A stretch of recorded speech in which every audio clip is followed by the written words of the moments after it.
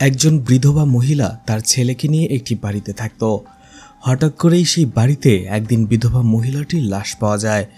মহিলাটিকে কে খুন করেছিল? Police investigation করার পরে সেই মহিলারই ছেলের এক বন্ধুকে অ্যারেস্ট করে নেয়।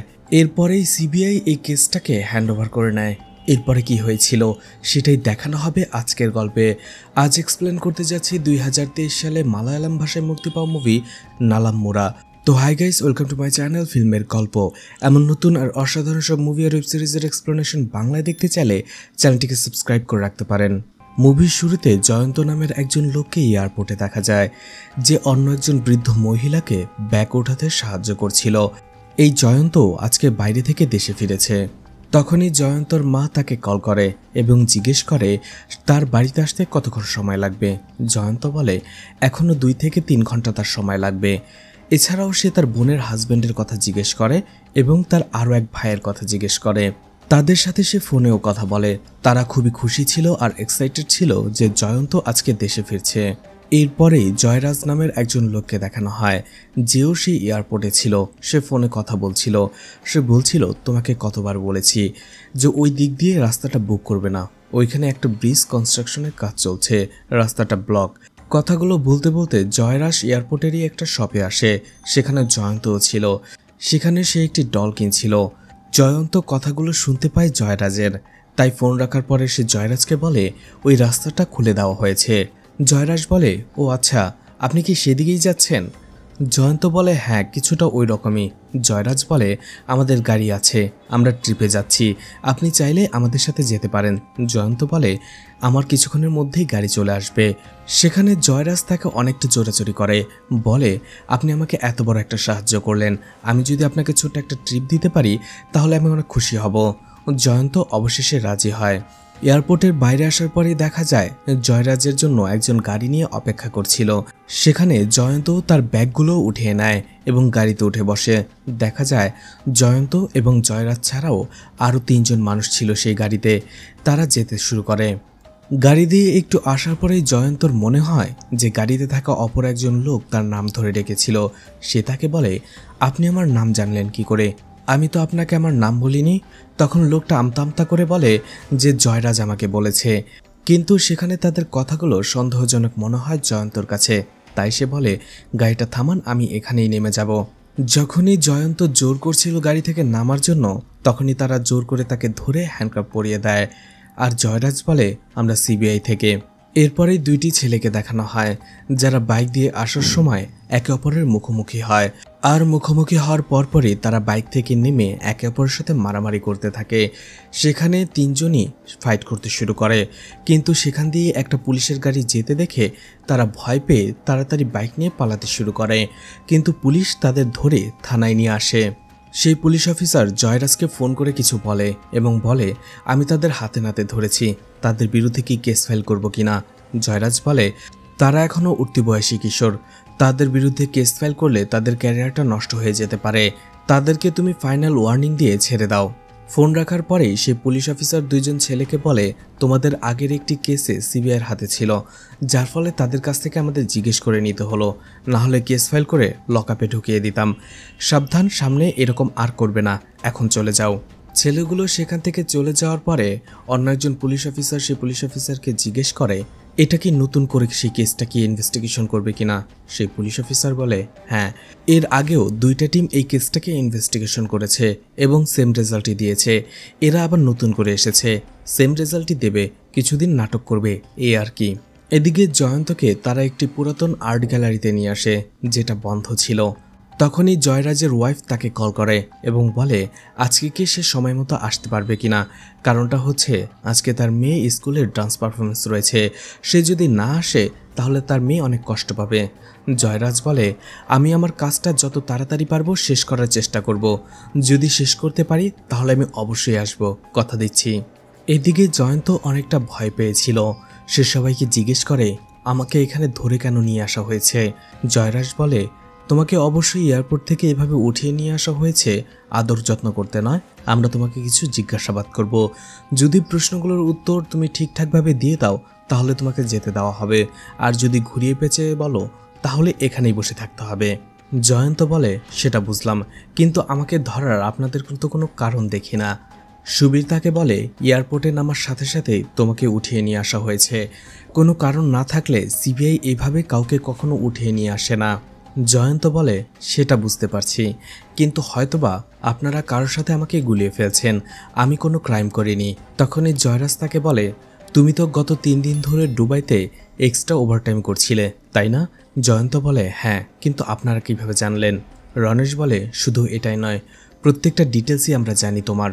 জয়রাজ জয়ন্তকে বলে, তুমি একটা ক্রাইম করেছ, সেটা তুমিও জানো, এখন ভালোই ভালোই ক্রাইমটা স্বীকার করে ফেলো, এতে তোমারই ভালো হবে। যদি তুমি এটা না করো তাহলে এতে তোমাকেই বেশি পস্তাতে হবে। জয়ন্ত বারবার অস্বীকার করে যে সে কোনো ক্রাইম করেনি, কিন্তু জয়রাজ, সুবীর এবং নারেশ তাকে বারবার বলতে থাকে সে যদি কোনো ক্রাইম না করত তাহলে সিবিআই তাকে শুধু শুধু এভাবে তুলে নিয়ে আসতো না, অবশ্যই সে কোনো ক্রাইম করেছে। তাকে কথার জালে ফাঁসাতে থাকে। জয়ন্ত ধীরে ধীরে ঘাবড়ে যায়। অবশেষে একটা সময় বলে, ঠিক আছে স্যার, আমি স্বীকার করে নিচ্ছি। জয়ন্ত বলে, ঘটনাটা আমার দুবাই যাওয়ার আগে একদিন আমি আমার জিপ নিয়ে বাড়ি ফিরছিলাম। আমি কিছুটা ড্রিঙ্কস করেছিলাম, আর সেই দিন একটু বৃষ্টিও হচ্ছিল। হঠাৎ করেই সে গাড়ির সামনে একটা বাইক চলে আসে। বাইকটা আমার জিপে অ্যাক্সিডেন্ট করে। আমি ভয় পেয়ে যাই। নামার পরে দেখতে পাই বাইকের 2 জন আরোহী সেখানে রক্তাক্ত অবস্থায় পড়েছিল। আমি খুব ভয় পেয়েছিলাম, যেহেতু আমি একটু ড্রিঙ্কস করেছিলাম।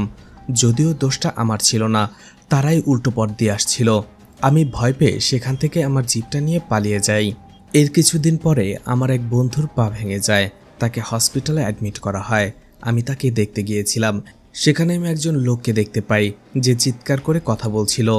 লোকটা বলছিল, আমি এর পেছনে আর 1 টাকাও খরচ করতে পারবো না, এমনিতেই আমার সব টাকা উড়ে গেছে, এ যদি মারাও যায় তাতে আমার কিছু যায় আসে না।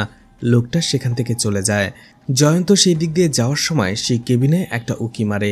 সেখানে সে একজন মহিলাকে দেখতে পায়। তাকে দেখেই চিনতে পেরে যায় জয়ন্ত। মহিলাটি ছিল মিনি, যে জয়ন্তর ক্লাসমেট ছিল। জয়ন্ত তাকে দেখে চিনতে পারে। জয়ন্ত অবাক হয়ে যায় যখন দেখে মিনিও তাকে দেখে চিনতে পেরেছে। জয়ন্ত মিনিকে জিজ্ঞেস করে, লোকটা চিৎকার চেঁচামেচি করলো সে কে, আর কেন চিৎকার চেঁচামেচি করছে? মিনি বলে, উনি আমার হাজব্যান্ড, আর আমার ভাইয়ের একটা অ্যাক্সিডেন্ট হয়েছে, তার কন্ডিশন ভালো নয়, তাকে চিকিৎসা করাতে ইতোমধ্যে অনেক টাকা খরচ হয়ে গেছে, সেই জন্যই সে চিৎকার করছিল আর বলছিল এরপরে সে আর 1 টাকাও দিতে পারবে না। তখন জয়ন্ত আগ্রহের বশে জিজ্ঞেস করে, কোথায় অ্যাক্সিডেন্ট হয়েছিল?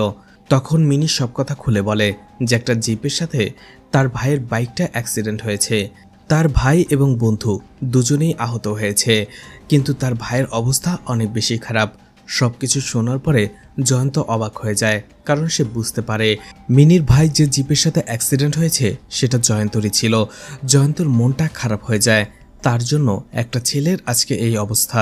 মিনি জয়ন্তকে আরও বলছিল, অ্যাক্সিডেন্ট করার সাথে সাথে সেই জিপের লোকটি যদি আমার ভাই এবং তার বন্ধুকে হসপিটালে নিয়ে আসতো তাহলে অবস্থা এতটা সিরিয়াস হতো না। কথাটা শুনে জয়ন্তর ভেতরে অপরাধ বোধটা আরও বেড়ে যায়। জয়ন্ত মিনিকে বলে, তোমরা তো চাইলে ইন্স্যুরেন্স থেকে মেডিকেল এক্সপেন্সের টাকাটা ক্লেম করতে পারো। মিনি বলে, সেটা করা যাবে যদি আমরা সেই জিপের নাম্বারটা ইন্স্যুরেন্স কোম্পানিকে দেই, আর সেই জিপের লোকটা ইন্স্যুরেন্স কোম্পানির লোকের সাথে দেখা করে, তাহলেই টাকাটা আমরা পাবো। জয়ন্ত মনে মনে ঠিক করে নেয় সে মিনি এবং তার ভাইকে সাহায্য করবে। এই জন্য সে বলে, আমার একজন পরিচিত লয়ার আছে, আমি তার সাথে কথা বলে তোমাদেরকে ইন্স্যুরেন্সের টাকাটা পাইয়ে দেওয়ার ব্যবস্থা করে দিতে পারি, তুমি আমাকে তোমার নাম্বারটা দাও। মিনি তার নাম্বারটা তাকে দিয়ে দেয়। এরপর দিনই আমার পরিচিত লয়ারের সাথে আমি কথা বলি। পুরো ঘটনা শোনার পরে আমার লয়ার বলে, তুমি ঘটনাটা অনিচ্ছাকৃতভাবে ঘটিয়েছ, আর এতে তোমার তেমন শাস্তি হবে না, আমি তোমাকে কথা দিচ্ছি তুমি নিরাপদে থাকবে। এতে জয়ন্ত একটু নিশ্চিন্ত হয়।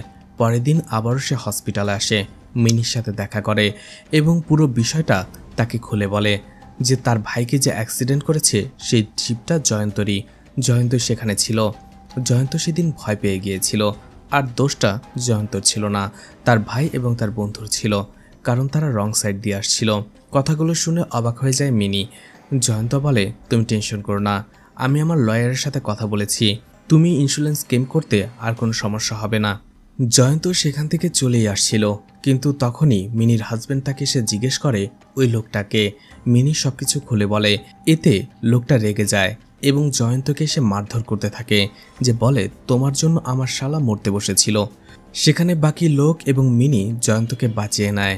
এরপরে মিনি ইন্স্যুরেন্সের টাকাটা পেয়ে তার ভাইয়ের চিকিৎসা করায় এবং সে এখন সুস্থ আছে। এই জায়গায় বিষয়টা শেষ হয়ে গিয়েছিল। জয়ন্ত জানায় সে 2 বছর ধরে দুবাই আছে, আর এই 2 বছরের মধ্যে সে তেমন কোনো ক্রাইম করেনি। জয়রাজ বলে সেই অ্যাক্সিডেন্টের জন্য তো একটা পুলিশ কেস হয়েছিল, তোমাকে এয়ারপোর্টে আটকায়নি? জয়ন্ত বলে আমার লয়ার আমাকে বলেছিল পুলিশ কেসের জন্য দুবাই এয়ারপোর্টে আমাকে আটকাতে পারে। জয়রাজ বলে যাই হোক, এই কেস সম্পর্কে আমরা আগে থেকেই জানতাম। তোমাকে যে কেসটার কথা জিজ্ঞেস করা হয়েছে তুমি এখনও সেই কেসটার কথা বলনি। এরপরেই জয়রাজকে কল করে তার হায়ার অফিসার সিনি। সে বলে যদি জয়ন্ত মুখ না খুলে তাহলে তাকে ছেড়ে দাও। বিনা নোটিশে আমরা তাকে বেশিক্ষণ আটকে রাখতে পারবো না। দরকার পড়লে আমরা তাকে নোটিশ দিয়ে কালকে আবার উঠিয়ে নিয়ে আসবো। জয়রাজ বলে আমরা তাকে প্রেশার দিচ্ছি, একটু পরেই হয়তোবা সে মুখ খুলে ফেলবে। সিনি বলে ঠিক আছে, যা করার তাড়াতাড়ি করো, বিষয়টা জানাজানি হয়ে গেলে আমাদের প্রেশারে পড়তে হবে। জয়ন্তকে বলা হয় তুমি আর কি ক্রাইম করেছো আমাদের বলো, আমরা তোমার সব ক্রাইমের ব্যাপারে জানি। জয়ন্ত বলে আমার ছোট্টায় আরও একটা ভুল হয়ে গেছে। বিদেশে যাওয়ার আগে আমি বাড়ি তৈরি করার জন্য যে লোনটা নিয়েছিলাম সেটার 2টো কিস্তি না দিয়েই আমি বাইরে চলে গিয়েছিলাম। ভেবেছিলাম এবার দেশে ফিরেই আমি সেই 2টো কিস্তি পরিশোধ করে দেব। সেটার জন্য যদি আমাকে ধরে নিয়ে আসেন তাহলে আমরা এখনই সেই বিষয়টা মিটমাট করে ফেলতে পারি। সুবীর বলে সেই বিষয় নয়, অন্য একটা ক্রাইম, যেটা মূল ক্রাইম, যেটার জন্য তোমাকে এখানে ধরে নিয়ে আসা হয়েছে। জয়ন্ত কথার মার পেঁচে আরও ভয় পেয়ে যায়। একটা সময় বলে আমি ছোট আরও একটা ক্রাইম করেছি। আমার বোনের হাজব্যান্ডের কথায় আমি কিছুটা স্বর্ণ অবৈধভাবে দুবাই থেকে নিয়ে এসেছি, সেটা আমার লাগেজের ভেতরে রয়েছে। দেখা যায় লাগেজের ভেতরে একটা চার্জার লাইটের ব্যাটারি পোর্টের ভেতরে এক টুকরো সোনা ছিল, যেটা জয়ন্ত তাদের বের করে দেয়। জয়রাজ বলে এটা আমাদের জন্য বোনাস। আমরা তোমাকে যে কেসটার জন্য ধরে নিয়ে এসেছিলাম তুমি এখনও সেটা স্বীকার করনি, কিন্তু এর মধ্যেই আমরা একটা বোনাস কেস পেয়ে গেলাম, যেটার মাধ্যমে আমরা তোমাকে এখন লিগ্যালি আটকে রাখতে পারি। এরপরে সেখানে তারা জয়ন্তর গাড়ির ব্যাপারে জিজ্ঞেস করে। জয়ন্ত বলে তার যে জিপটা দিয়ে সে অ্যাক্সিডেন্ট করেছিল সেই জিপটা তার ছিল না, সেটা ছিল তার এক বন্ধুর। তার একটা বাইক রয়েছে, প্যাশন প্রো। এছাড়া জয়ন্তকে আরও জিজ্ঞেস করা হয় বাসা থেকে বের হলে সে কোন কোন ধরনের জামা কাপড় পরে। জয়ন্ত বলে শার্ট প্যান্ট অথবা শার্ট বা ট্রাউজার। এরপরে তার জুতার সাইজ এবং সে কী ধরনের জুতা পরে সেটাও জয়ন্তকে জিজ্ঞেস করা হয়। জয়রাজ তাকে জিজ্ঞেস করে তুমি দুবাই যাওয়ার আগে তোমার আশেপাশের বাড়িগুলোতে কোনো ক্রাইম হয়েছিল কি না। কিছুক্ষণ ভাবার পরে জয়ন্ত বলে হ্যাঁ, আমি দুবাই যাওয়ার 3 মাস আগে পাশেরই একটা বাড়িতে চুরি হয়েছিল। রানেশ তাকে জিজ্ঞেস করে এছাড়া অন্য কোনো ক্রাইম হয়েছিল কি না।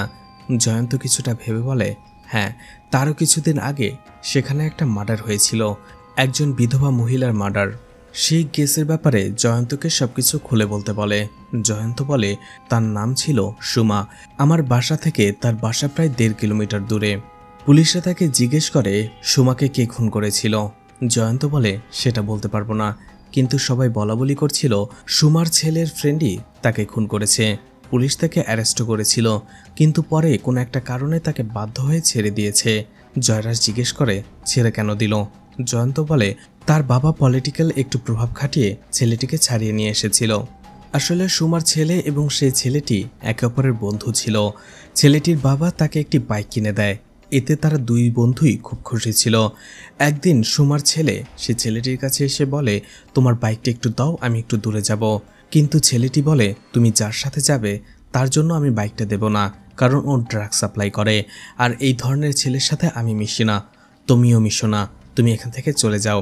ছেলেটির কথায় সুমার ছেলে কিছুটা অপমান বোধ করে, আর সেখানেই তাদের মধ্যে ঝগড়া লেগে যায়। ধারণা করা হয় সেই জেদের কারণেই ছেলেটি সুমাকে খুন করেছে। জয়রাজ তখন বলে সেই মার্ডার কেসের আরও একজন সন্দেহভাজন রয়েছে, সেটা হচ্ছে তুমি, আর সেই কারণেই তোমাকে এখানে অ্যারেস্ট করে নিয়ে আসা হয়েছে। কথাটা শুনে জয়ন্ত হাসে, বলে আমি কেন সুমাকে খুন করতে যাব, তাকে তো আমি ভালো করে চিনতামও না। এরপরে যখন জয়ন্তকে ধমকাতে শুরু করে তখন একটা সময় জয়ন্ত ভয়ে ভয়ে বলতে থাকে আমি সুমাকে চিনতাম, সে আমার ক্রাশ ছিল। ইনস্টাগ্রামে সে সুন্দর সুন্দর ভিডিও আপলোড করত, সেই ভিডিওগুলোতে সবার প্রথমে লাইক এবং কমেন্ট আমিই করতাম। রানেশ তার সাথে কথা বলছিল, সেটা চেক করে দেখে যে হ্যাঁ, সুমার ইনস্টাগ্রামের প্রত্যেকটা ভিডিওতে জয়ন্ত লাইক এবং কমেন্ট করত। জয়ন্ত বলে সেটা শুধুমাত্র একটা ক্রাশ, সোমা আমাকে চিনতও না। মাঝে মধ্যে বাড়ির সামনে দিয়ে যাওয়ার সময় আমি তাকে দেখতাম, এছাড়া আর কিছুই না, কারণ আমার মতো লোককে কে ভালোবাসতে যাবে। এদিকে জয়ন্তর মা অনেক টেনশন করতে থাকে যে এখনও জয়ন্ত কেন বাড়ি ফিরল না। সবাই বলতে থাকে হয়তো মোবাইলের চার্জ শেষ হয়েছে অথবা গাড়িটা নষ্ট হয়ে গেছে কোথাও, কিন্তু জয়ন্তর মা এইসব কোনো কথাই মানে না। একটা সময় জয়ন্তর বোনের হাজব্যান্ড তাকে বলে যে চলেন আমরা এমএলএর কাছে যেয়ে বলি, তারা সেখানে যেতে শুরু করে। কিছুক্ষণ পরেই ডিজিপি কল করে জয়রাজকে এবং বলে তোমরা কি এয়ারপোর্ট থেকে কাউকে অ্যারেস্ট করেছো? জয়রাজ বলে না, কিন্তু কেন? ডিজিপি বলে আমি শুনেছি তোমরা এয়ারপোর্টে গিয়েছিলে, আর এয়ারপোর্ট থেকে আসার সময় আমাদেরই এলাকার একটি লোক মিসিং, তার মা এমএলএকে নিয়ে আমার কাছে এসেছিল। জয়রাজ মিথ্যে বলে যে আমি এমন কাউকে অ্যারেস্ট করিনি। এরপরে জয়রাজ সিনিকে কল করে, বলে আমাকে একটু আগেই ডিআইজি কল করেছিল, আমি বলেছি যে আমি জয়ন্তকে উঠাইনি। সিনি বলে ঠিক আছে, আমি বিষয়টা দেখছি, কিন্তু তোমরা তোমাদের কাজটা তাড়াতাড়ি করো, আর যদি ও অস্বীকারই করে তাহলে ওকে ছেড়ে দাও, কালকে আমরা আবার ওকে উঠিয়ে নিয়ে আসবো। এদিকে জয়ন্তকে বারবার জিজ্ঞেস করার পরেও সে একই কথা বলছিল, সোমাকে সে খুন করেনি, তার সাথে সোমার কোনো শত্রুতা ছিল না। দুবাই যাওয়ার আগে জয়রাজ তাদের এলাকায় প্লাম্বারের কাজ করত। সেখানে জয়ন্তকে জিজ্ঞেস করা হয় তুমি কি থমাসকে চিনো কিনা? জয়ন্ত বলে হ্যাঁ, আমি তার বাড়িতে দু একবার পাইপ ঠিক করতে গিয়েছিলাম। জয়ন্তকে আরও জিজ্ঞেস করা হয় ঘটনার দিন কি তুমি থমাসের বাড়ি গিয়েছিলে কিনা? জয়ন্ত বলে না, সেই দিন আমি তার বাড়িতে যাইনি। এরপরেই তারা মিস্টার থমাসের একটা জবানবন্দি দেখায়, যেখানে থমাস বলে ঘটনার দিন আমার বাড়িতে আসার কথা ছিল জয়ন্তর, আমি তাকে অনেকবার ফোন করি কিন্তু আমার সে ফোনটা ধরে না। এরপরে একটা সময় ফোন করে বলে আমি দূরে আছি, আমি কল করে আপনাকে জানাবো যে আমি কখন আসবো আপনার বাড়িতে। ঘটনার 4 থেকে 5 দিনের মধ্যে জয়ন্তর কোনো খোঁজ পাইনি। এরপরে 5 দিন পরে এসে সে আমার বাড়ির পাইপ ঠিক করে দিয়ে যায়। জয়ন্ত বলে লোকটা বৃদ্ধ হয়ে গেছে, হয়তোবা ভুলে গেছে ঘটনার কথা, তাই উল্টাপাল্টা বকছে। আমি ওনার সাথে কথা বলিনি ফোনে, আর ওই ঘটনার দিনও ওনার বাড়ি যাওয়ার কথা ছিল না আমার। এরপরে তারা একটি নার্সের ভিডিও দেখায়, যেখানে নার্স বলছিল সেই দিন দুপুরবেলা যখন আমি হসপিটাল থেকে বাড়ি ফিরছিলাম, বাস থেকে নামার পরেই আমি একটি বাইকের আওয়াজ শুনতে পাই। আমি পিছনে তাকিয়ে দেখি সুমা চাচির বাসা থেকে একটা লোক বাইক নিয়ে চলে যাচ্ছে। বাইকের মডেলটা আমার ঠিক মনে নেই, কিন্তু সেটা হিরো স্প্লেন্ডার হতে পারে, আর বাইকটা ব্ল্যাক কালার ছিল। সেই নার্সকে জিজ্ঞেস করা হয় সেই লোকটা কি আখিল, অর্থাৎ সুমার ছেলের বন্ধু? নার্স বলে না, আখিল তো ছোট্ট, বাইকে যে লোকটা ছিল সে একটু ওল্ডার, তার বয়স 30 থেকে 40-এর মতো হবে। সেই লোকটা পরনে কি পরা ছিল সেটা জিজ্ঞেস করলে সেই নার্স বলে সেই লোকটা শার্ট এবং ট্রাউজার পরা ছিল। জয়রাজ বলে দেখেছ, নার্স যেভাবে বিবরণ দিয়েছে পুরো বিবরণটাই তোমার সাথে মিলে যায়।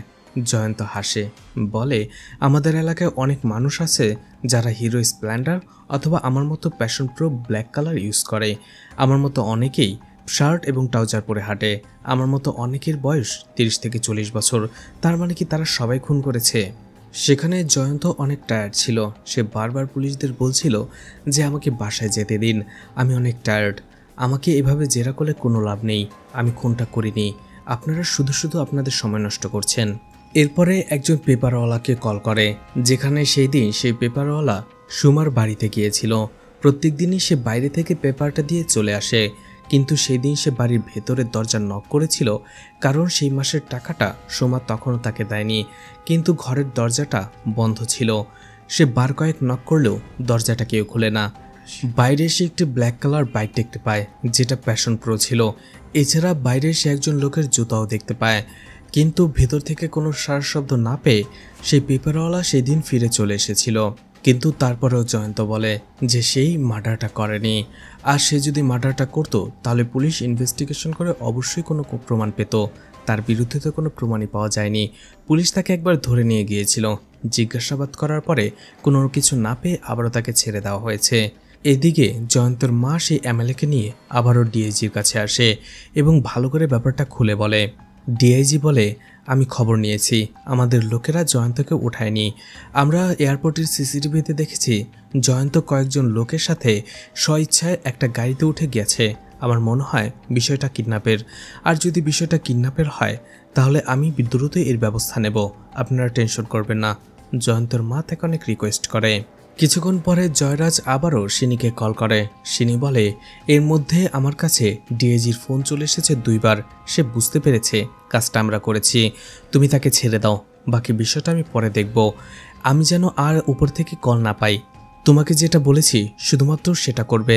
দ্রুত তাকে এখন ছেড়ে দাও, আর আটকে রাখা যাবে না।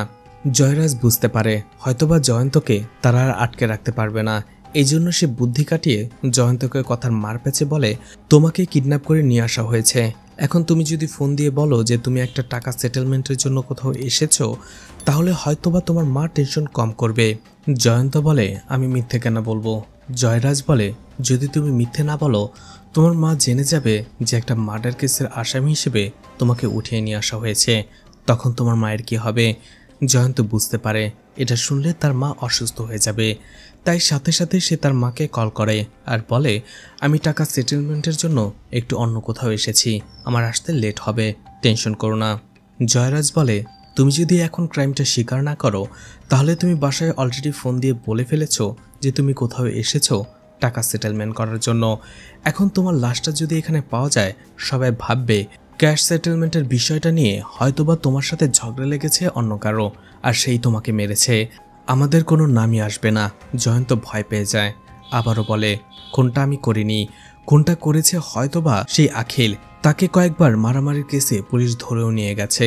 জয়রাজ বলে, আমরা ইনভেস্টিগেশন করেছি, আখিল সেখানে ছিল না, তুমি সেখানে ছিলে, তুমি সুমাকে খুন করেছ। জয়ন্ত আবারও বলে, আপনারা যাই করুন না কেন, আমাকে মেরে ফেলুন, কিন্তু তারপর আমি স্বীকার করব না। আমি যেটা করিনি সেটা আমি কখনোই স্বীকার করব না। এরপরেই জয়ন্তকে ফোন ডিটেলস দেখানো হয়। যেদিন সোমা মারা গিয়েছিল সেই দিন জয়ন্তর কথা মতো সে সকাল থেকে বিকেল পর্যন্ত তার দোকানেই ছিল, কিন্তু তার ফোন কলের ডিটেলস ভিন্ন কথা বলে। কারণটা হচ্ছে, সে সকালবেলা সেই দিন তার দোকানে এসেছিল, কিন্তু দুপুরবেলা সে তার বাইকটা নিয়ে বের হয়ে যায় এবং শহরের একটি বাড়িতে আসে। সেই বাড়ি থেকে কাজ করে ফেরার পথে সে সোমাদের বাড়ির সামনে দিয়ে আসে, ঠিক ওই সময়টাতে যে সময়টাতে সোমার খুন হয়েছে। পোস্টমর্টেম রিপোর্ট সেটাই বলে, এছাড়া তার ফোন কলের ডিটেলসও সেটাই বলে। জয়ন্ত বলে, অনেকদিন আগের কথা, হয়তোবা আমি ভুলে গিয়েছিলাম, হয়তোবা আমি সেদিক দিয়ে এসেছিলাম, কিন্তু আমি সোমাকে খুন করিনি। তখনই তারা শুনতে পায় সেখানে কেউ আসছে। বাইরে যাওয়ার পরে রানিশ দেখতে পারে কয়েকজন বখাটে ছেলে সেখানে অস্ত্র নিয়ে লুকিয়ে থাকার জন্য আসে। তারা আসলে পুলিশের হাত থেকে বেঁচে থাকার জন্য এখানে এসেছিল। তারা ভেবেছিল এটা পরিত্যক্ত, কিন্তু তখনই সেখানে রানেশকে দেখতে পায় এবং তারা তাকে মারতে শুরু করে, কারণ রানেশ তাদের সেখান থেকে চলে যেতে বলেছিল। তারা যখন রানেশকে মারছিল, সুবীর এবং জয়রাজ সবাই তাদের সাথে ফাইট করতে শুরু করে।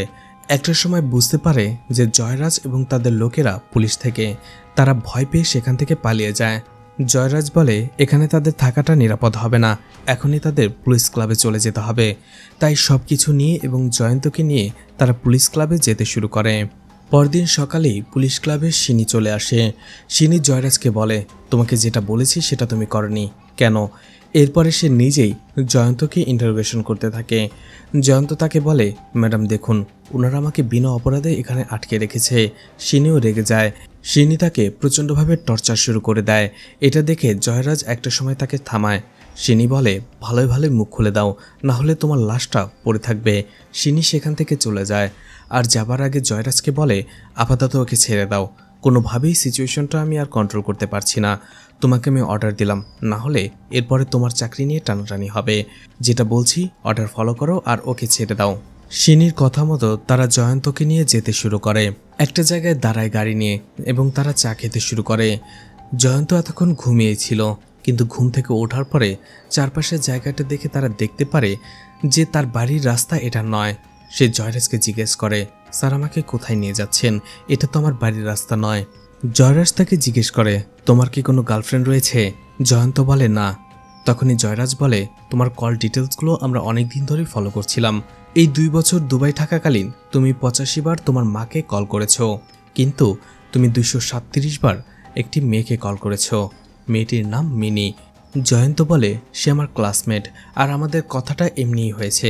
তার ভাইকে আমি অ্যাক্সিডেন্ট করেছিলাম, সেই সব বিষয় নিয়ে আমাদের কথা হচ্ছিল। জয়রাজ বলে, এই জন্য কি 237 বার? কিছুক্ষণ পরে জয়রাজ জয়ন্তকে বলে, চলো এদিকেই মিনির বাড়ি, তোমাকে মিনির বাড়ি নিয়ে যাই এবং সবার সামনে তাকে বলবে যে তুমি কেন তাকে এতবার কল করতে। জয়ন্ত বলে, স্যার এমনটা করবেন না, এইটা শুনতে পারলে থমাস মিনিকে মেরেই ফেলবে। জয়ন্ত এরপরেই কল্পনা করতে শুরু করে। সেই ঘটনার পর থেকে মাঝে মধ্যেই জয়ন্ত এবং মিনি কথা বলতো ফোনে, আর কথা বলতে বলতেই তাদের ভেতরে একটা সখ্যতা গড়ে ওঠে। তাদের কথা বলার সময়টা বাড়তে থাকে। এরপরে একটা সময় তারা লুকিয়ে লুকিয়ে দেখাও করত। আসলে মিনি তার সংসার জীবনে সুখী ছিল না। থমাস প্রায় রাতেই মদ খেয়ে এসে ঘুমিয়ে পড়ত, মাঝে মধ্যে মিনিকে টর্চার করত, আর সেই হতাশা কাটাতেই সে কথা বলতো জয়ন্তর সাথে। আর জয়ন্ত কথা বলতে বলতে একটা সময় মিনিকে ভালোবেসে ফেলে, আর মিনিও তার হতাশা কাটিয়ে উঠতে উঠতে একটা সময় জয়ন্তর প্রেমে পড়ে যায়। তাদের ভালোবাসাটা ধীরে ধীরে গভীর হয় এবং শারীরিক সম্পর্কে রূপান্তরিত হয়। তারা একে অপরকে গভীরভাবে ভালোবেসে ফেলে। এদিকে থমাসের মদ খাওয়াটা দিন দিন বেড়েই যাচ্ছিল। সে প্রতিদিন মদ খেয়ে এসে ঘুমিয়ে পড়তো, মাঝে মধ্যে মিনিকে টর্চার করত। মিনি তার ধৈর্যের সীমাও অতিক্রম করে ফেলে। একদিন সে জয়ন্তকে বলে, চলো আমার মেয়েটাকে নিয়ে আমরা অন্য কোথাও পালিয়ে যাই, সেখানে যেয়ে তুমি আর আমি একসাথে থাকবো। জয়ন্ত বলে, আমিও সেটাই চাই, কিন্তু দুবাইতে আমি একটা চাকরি পেয়ে গেছি। আমি কিছুদিন দুবাই যেয়ে থেকে আসি, কিছু টাকা ইনকাম করে আসি, তারপরে আমরা সুখে শান্তিতে অন্য কোথাও চলে যাব এবং সেখানে যেয়ে থাকবো। মিনিও এতে রাজি হয়ে যায়। এদিকে জয়ন্তকে নিয়ে জয়রাজ এবং তার টিম মিনিদের বাড়ির দিকে যেতে থাকে। একটা সময় রাস্তায় জয়ন্ত বলে, গাড়িটা থামান। গাড়িটা থামিয়ে সে বলে, আমি বলবো, আমি সব কিছু স্বীকার করে নেব। জয়ন্ত বলে, যেদিন সুমা খুন হয় সেদিন সকালবেলাতেই আমি আমার প্লাম্বারের শপে চলে যাই কাজ করতে, কিন্তু আমাকে ফোন দিয়ে শহরের একটি বাড়িতে ডাকা হয় কাজ করার জন্য। আমি সেখানে যাই। সেটা আসলে একটা গেস্ট হাউস ছিল। সেখানে দুইজন ছেলে আর একটি মেয়ে উঠেছিল। তারা আসলে মুভির একটা স্ক্রিপ্ট লিখছিল। মুভির স্ক্রিপ্টটা তারা খুঁজে পাচ্ছিল না। আমি কাজ করতে করতে তাদের কথা আড়াল থেকে শুনতে পাচ্ছিলাম। তাই সেখান থেকে আসার সময় আমি তাদের বলি যে আমার মাথায় অনেক ভালো একটা মুভির স্ক্রিপ্ট রয়েছে। তারা সেখানে আমাকে বসতে বলে আর মুভির স্ক্রিপ্টটা বলতে বলে। আমি তাদের মুভির স্ক্রিপ্টটা শোনাই। সেটা ছিল একটা রোমান্টিক গল্প। তারা বলে, রোমান্টিক গল্পের ভেতরে একটি থ্রিল আর অ্যাকশন থাকলে অনেক বেশি ভালো হতো। জয়ন্ত তাদের সাথে মজা করতে থাকে, আর সেই ছেলেগুলো জয়ন্তর সাথে আড্ডা দিতে থাকে। একটা সময় তাকে ড্রিঙ্কস করার জন্য দেয়। জয়ন্ত প্রথমে খেতে না চাইলেও পরে খায়। একটা সময় সেখানে তারা নেশা করতে শুরু করে, আর জয়ন্তকেও সেই নেশার দ্রব্য দেয়। জয়ন্ত প্রথমে নিতে না চাইলেও একটা সময় নিয়ে ফেলে। তারা সবাই কিছুটা নেশাগ্রস্ত হয়ে যায় এবং তাদের সখ্যতা বাড়তে থাকে। কয়েক ঘন্টা পর তারা বাইক নিয়ে বের হয় এবং অনেক এনজয় করে। জয়ন্ত কল্পনার ঘোরে মিনিকে নিয়ে আনন্দ করতে থাকে, গান গাইতে থাকে। সেখানে তাদের সময়টা অনেক ভালোই কাটে। কিন্তু একটা সময় সেই ছেলেগুলো নিজেদের বাড়িতে চলে আসে এবং জয়ন্তকে পাঠিয়ে দেয়। জয়ন্তর নেশার ঘোর তখনও কাটেনি। সে বাইক নিয়ে যখনই বাড়ি ফিরছিল তখনই সোমাদের বাড়ির সামনে দিয়ে আসছিল। সে দূর থেকে দেখতে পায় সোমা তার বাড়ির সামনে দাঁড়িয়ে ইনস্টাগ্রামের জন্য ভিডিও তৈরি করছে। তার দেখে তাকে অনেক ভালো লাগে। সে বাইকটা নিয়ে সোমাদের বাড়ির দিকে যায়। বাইকটা থামিয়ে সোমাকে জিজ্ঞেস করে, আপনি কেমন আছেন? আপনার অনেক বড় একজন ভক্ত আমি। ইনস্টাগ্রামের প্রত্যেকটা পোস্টে আমি লাইক এবং কমেন্ট করি। সোমা কিছুটা হাসে আর বলে, ধন্যবাদ। জয়ন্ত বলে, আপনার ওই পিঙ্ক শাড়িতে এবং স্লিভলেস ব্লাউজের যে পোস্টটা করেছিলেন সেটা অনেক ভালো ছিল, অনেক সুন্দর লাগছিল। কথাটা শুনে একটু অস্বস্তি বোধ করে সোমা। সে বলে, ঠিক আছে, এবং বাড়ির ভেতরে চলে যায়। অন্যদিকে তখনও নেশার বুধ হয়েছিল জয়ন্ত। সে হুট করেই বাসার ভেতরে ঢুকে যায়। এটা যখন সোমা দেখে সে বলে, আপনি এভাবে বাসার ভেতরে কেন ঢুকলেন? এখনই বের হয়ে যান। জয়ন্ত বলে, আপনি যেমনটা ভাবছেন আমি ওইরকমটা নই। আমি আপনাকে কিছুই করব না। আমি আপনার অনেক বড় একজন ভক্ত। আমি আপনার সাথে একটা সেলফি তুলতে চাই। কিন্তু সুমাইতে রেগে যায় আর বলে, আপনি এখনই বাইরে বের হয়ে যান। আমি আপনার সাথে কোনো সেলফি তুলব না। জয়ন্ত জোর করে। একটা সময় সুমার গায়ে হাত দিয়ে সেলফি তুলতে চায়। এতে সুমা রেগে যায় এবং তার সাথে ঝগড়াঝাটি করতে শুরু করে এবং তাকে অপমান করতে শুরু করে আর বলে, আপনি এখনই বের হয়ে যান। হাতাহাতির একটা সময় জয়ন্তর মোবাইলটা তার হাত থেকে পড়ে যায় এবং জয়ন্তকে সে ধাক্কা দিয়ে ফেলে দেয়। এরপরে সুমা সেখানে থাকা একটা ফুলদানি দিয়ে জয়ন্তর উপরে বারবার আঘাত করতে থাকে। জয়ন্ত ব্যথা পাচ্ছিল। একটা সময় নেশার ঘোরেই সুমার হাত থেকে ফুলদানিটা জোর করে ছিনিয়ে নেয় এবং সুমাকে মাথার মধ্যে 2 থেকে 3 বার আঘাত করে। এরপরে নেশায় বুঁদ হয়ে সেখানেই কিছুক্ষণ পড়ে থাকে জয়ন্ত। তার নেশার ঘোর যখন কিছুটা কাটে একটু পরেই তার জ্ঞান ফেরে। সে দেখতে পায় সেখানে মৃত সুমা পড়ে আছে, চারপাশে রক্ত ছড়িয়ে ছিটিয়ে আছে। সুমার লাশটা দেখতেই জয়ন্ত প্রচণ্ড ভয় পেয়ে যায়। সে ভয় পেয়ে সেখান থেকে পালিয়ে আসে। এরপরেই জয়ন্ত কাঁদতে থাকে আর বলে, আমি কাজটা ইচ্ছে করে করিনি, সেই দিন নেশার ঘোরে আমি কাজটা করে ফেলেছি। এরপরেই নিউজ প্রচার করা হয় যে সুমা নামের যে মহিলাটি 2 বছর আগে খুন হয়েছিল তার খুনিকে সিবিআই ধরতে পেরেছে, আর সে হচ্ছে জয়ন্ত। নিউজটা মিনি দেখতে পায়, দেখে অবাক হয়ে যায়। তার সাজানো স্বপ্নের ভালোবাসা এক নিমিষে ভেঙে চুরমার হয়ে যায়। অন্যদিকে আখিলের বাবা মাও নিউজটা দেখতে পেরে যায়। আখিলের বাবা এতদিনে বুঝতে পারে তার ছেলেকে বিশ্বাস করে তারা ভুল করেনি। আর এই বিষয়টা নিয়ে আখিল এবং তার বন্ধুর মধ্যে এতদিন ঝগড়া লেগে এসেছিল, তাই আখিল দেরি না করে তার বন্ধুর সাথে দেখা করতে আসে। তারা দুজনেই দুজনের ভুল বুঝতে পেরে আবারও একে অপরকে জড়িয়ে ধরে। এদিকে শিনির কাছে নিয়ে আসা হয় জয়ন্তকে আর বলে, যাই হোক অবশেষে সে স্বীকার করেছে, তুমি তাকে কোর্টে চালান করে দাও, আমাদের কাজটা আমরা করে ফেলেছি, আর তোমাদের পুরো টিমকে ধন্যবাদ। জয়ন্তর মা তার সাথে দেখা করতে আসে, কিন্তু জয়ন্ত লজ্জায় তার সাথে দেখা করতে পারে না। গাড়িতে ওঠার আগে জয়রাজ জয়ন্তকে বলে, বুঝলাম তুমি সুমার খুনটা ভুলভাবে করেছ, নেশার ফাঁদে পড়ে করে ফেলেছ, কিন্তু এবার যদি আমরা তোমাকে অ্যারেস্ট না করতাম তাহলে সেই এরিয়াতে আরও একটা খুন হতো, সেটা হলো থমাস। তুমি প্ল্যান করেই এসেছিলে যে তুমি থমাসকে খুন করে মিনিকে নিয়ে দূরে কোথাও চলে যাবে, আর এই পুরো বিষয়টা আমরা আগে থেকেই জানতাম। জয়ন্ত বলে, যে ক্রাইমটা এখনো হয়নি সেটার জন্য তার দোষারোপ করতে পারেন না, আমাকে নিয়ে চলুন। জয়রাজ এবং তার টিম এভাবেই 2 বছর পুরনো একটি মার্ডার কেস সলভ করেছিল। আর এখানেই মুভিটি শেষ হয়ে যায়। তো মুভিটি আপনাদের কেমন লেগেছে কমেন্ট করে জানাতে পারেন। ভিডিওটি ভালো লাগলে লাইক কমেন্ট শেয়ার করে পাশে থাকতে পারেন। এছাড়া ভিডিওটি ভালো লাগলে চ্যানেলটিকে সাবস্ক্রাইব করে রাখতে পারেন, আর নতুন ভিডিওর নোটিফিকেশন পেতে চাইলে বেল বাটনটি অন করে রাখতে পারেন। এছাড়া আমার ফেসবুক পেজ এবং ইনস্টাগ্রাম আইডিটি ফলো দিয়ে রাখতে পারেন, যে কোনো প্রয়োজনে সেখান থেকে আমার সাথে কন্ট্যাক্ট করতে পারেন। ভিডিওটি এতক্ষণ ধৈর্য ধরে দেখার জন্য ধন্যবাদ। পুরো ভিডিওতে কোথাও কোনো ভুল হলে ক্ষমাস্বরূপ দৃষ্টিতে দেখবেন আশা করি।